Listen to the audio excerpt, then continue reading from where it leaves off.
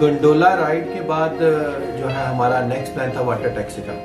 जब मैंने gondola ride को एंजॉय किया उस वक्त तक मैं ये समझ था कि मेरी ज़िंदगी की सबसे ज़्यादा फैसिनेटिंग राइड गंडोला राइड है, जो कि वेनिस की खूबसूरत गलियाँ कह सकते हैं, क्योंकि वो ऐसी गलियाँ हैं जहाँ के ऊपर आपके यहाँ पे पानी ही पानी है और उधर आपकी गंडोला ही सिर्फ चल सकती है।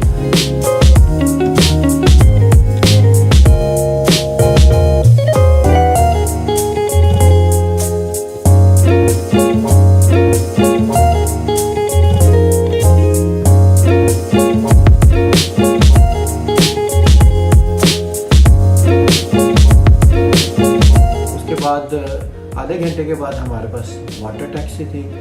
तो वाटर टैक्सी के अंदर भी हम लोगों ने उतना ही एंजॉय किया, बल्कि उससे ज़्यादा एंजॉय किया जितना हम लोगों ने गंडोला राइड में किया। तो वाटर टैक्सी के ऊपर तमाम जो सिटी है समुंदर के अंदर, वाटर टैक्सी के ऊपर हमें पूरा उसने घुमाया।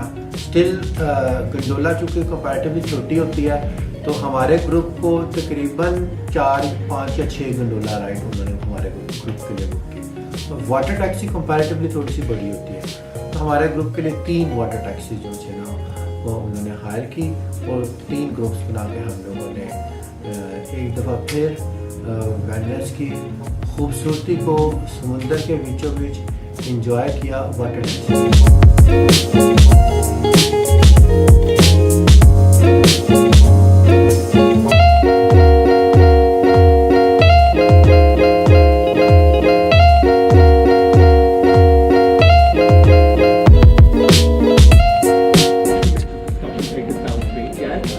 Have about 5 minutes on the bridge, take some photographs before crossing over to the other side. Okay, it tends to be quite busy.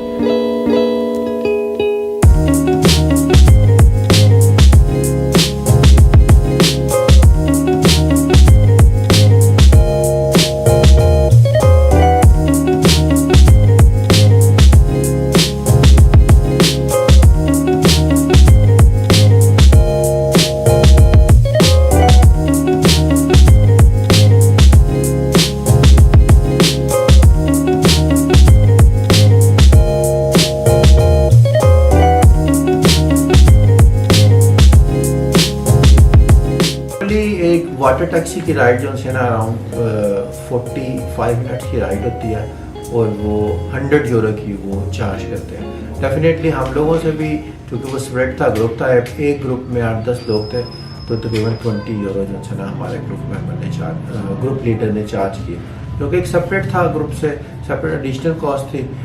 But still water taxi was also very very very good rememberable journey, क्योंकि मैंने अपने group के साथ बहुत ही ज़्यादा enjoy किया।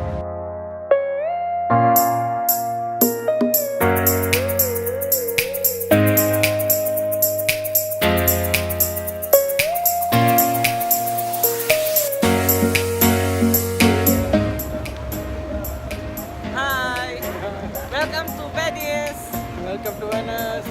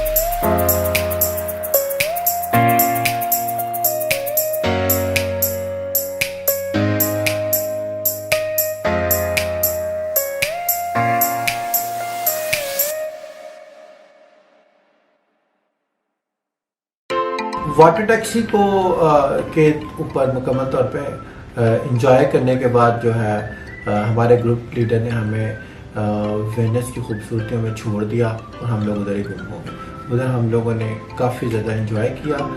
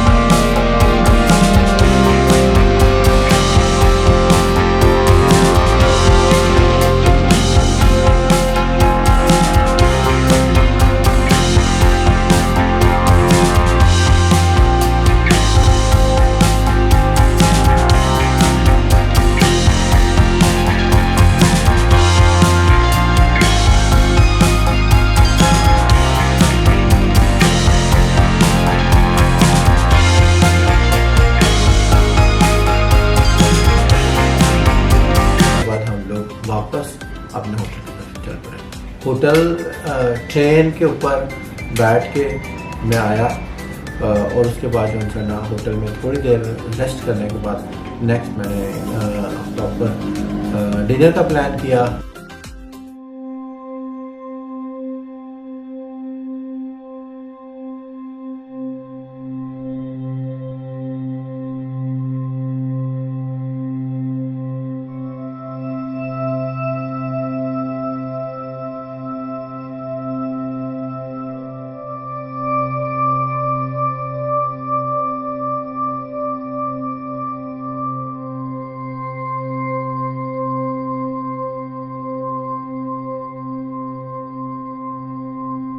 तो dinner के लिए of course as usual Google जिंदाबाद, गूगल के थ्रू जो है मैंने करीबी हलाल फूड रेस्टोरेंट सर्च किया।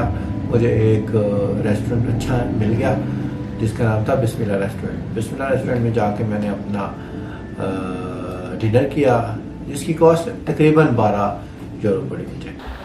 गूगल पे अब मैंने जो है ना वो नक्शा लगा दिया है। गूगल के नक्शे के मुताबिक अब मैं ढूंढ रहा हूँ कोई हलाल फूड का रेस्टोरेंट मुझे मिल जाए। पास ये एक बिस्मिल्लाह रेस्टोरेंट करके नज़र आ रहा है, उसको सर्च करते हैं फिर देखते हैं कि क्या होता है।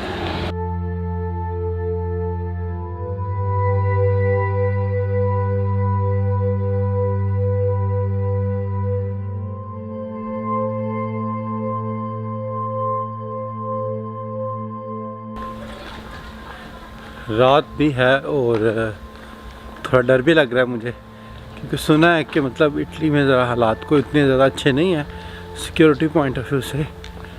तो एनी हो डिनर की तलाश में अब जाना तो है। तो मैं जा रहा हूँ डिनर ढूंढने के लिए। तो बट बी केयरफुल, कहते हैं जब बहुत पिक पॉकर्स बहुत ज़्यादा होते हैं and you have to be very careful.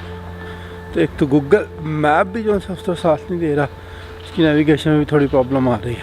लेकिन एनी हो मैं ढूंढ रहा हूँ, अब देखते हैं। आई होप के इजीली जो है ना वो फूड मुझे मिल जाएगा।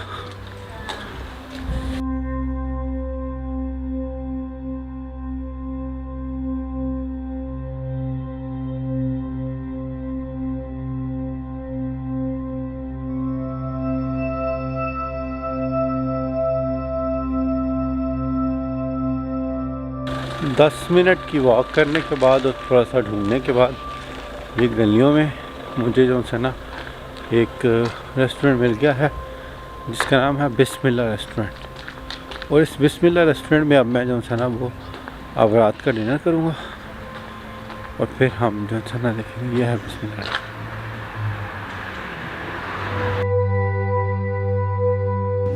वेनिस से नेक्स्ट प्लान था फ्लोरेंस का। तो फ्लोरेंस के लिए मैं आपको ब्रीफ करूंगा अगले एपिसोड में। आप चैनल को सब्सक्राइब करें और वीडियो को लाइक करें, और आप उसके ऊपर कोई और वेनिस की ज़्यादा खूबसूरत प्लेसेस हैं जो कि विजिट करनी चाहिए तो उसके बारे में कमेंट दें, ताकि हम आपको नेक्स्ट वीडियो में या नेक्स्ट ट्रिप में फर्दर डिटेल से ब्रीफ कर सकें उसके बारे में, टिप्स के बारे में। थैंक